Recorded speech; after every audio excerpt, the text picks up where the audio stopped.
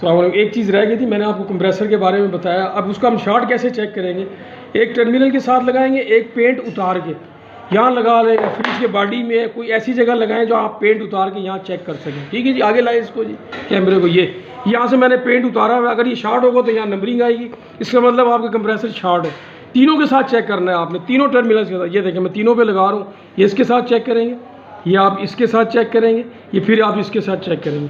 तीनों टर्मिनल के साथ बारी बारी चेक करेंगे। अगर यहाँ नंबरिंग आती है तो आपका कंप्रेसर शॉर्ट है, इसका मतलब है आप कंप्रेसर आपको फ्रिज में नया लगाना पड़ेगा। यहाँ कर लें या आप इससे भी कर सकते हैं, ये अंदर इधर कॉपर पाइप से भी कर सकते हैं, इधर बॉडी से भी कर सकते हैं। ठीक है जी, इसका ये तरीका है जी। ठीक है जी, शुक्रिया।